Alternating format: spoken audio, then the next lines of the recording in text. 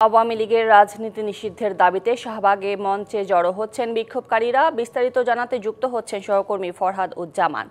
ফরহাদ, জানাবেন দ্বিতীয় দিনের কর্মসূচিতে আন্দোলনকারীরা কি বলছেন, সরকারের পর্যায় থেকে কিছু বলা হলো কিনা? আপনি জানেন যে তারা শুরু থেকেই তাদের বেশ কয়েকটি দাবি ছিল। এর মধ্যে প্রথম দাবি হচ্ছে আওয়ামী লীগকে নিষিদ্ধ করতে হবে এবং তাকে সন্ত্রাসী দল আখ্যায়িত করে তাদেরকে বিচার করতে হবে, জুলাই বিপ্লবের ঘোষণা দিতে হবে এবং পাশাপাশি তারা বলছেন যে আজকের মধ্যেই তাদেরকে নিষিদ্ধ করে যে আইন করতে হবে সেই আইনের দাবি জানিয়েছেন তারা।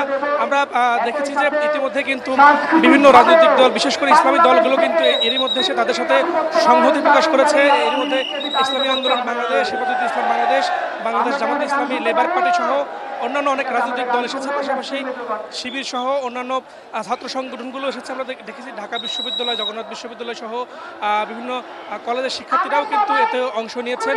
এর পাশাপাশি আরেকটা বিষয় জানিয়ে রাখি, এই প্রচণ্ড গরমের মধ্যে কিন্তু তারা আজকে সকাল থেকে কিন্তু এই শাহবাগ মোড়ে কিন্তু তারা অবস্থান নিয়েছেন।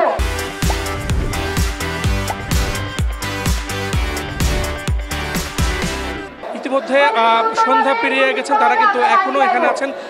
আপনি দেখতে পাচ্ছেন যে এখনো কিন্তু স্লোগানে কিন্তু শাহবাগ কিন্তু উত্তাল।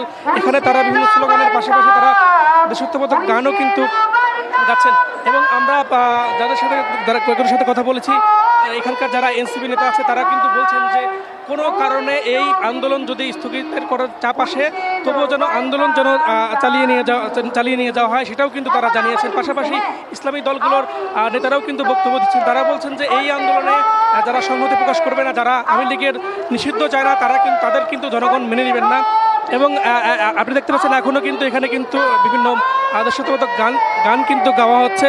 এখন পর্যন্ত আমরা জানি যে আর কিছুক্ষণের মধ্যেই কিন্তু যমুনাতে কিন্তু প্রধান উপদেষ্টার সাথে কিন্তু উপদেষ্টা পরিষদের একটা বৈঠক আছে, সেখানে কিন্তু একটা ডিসিশন আসবে। সেই ডিসিশনের উপর নির্ভর করে কিন্তু তারা আজকে আরও কি কর্মসূচি দেবে সেটা কিন্তু নির্ভর করছে।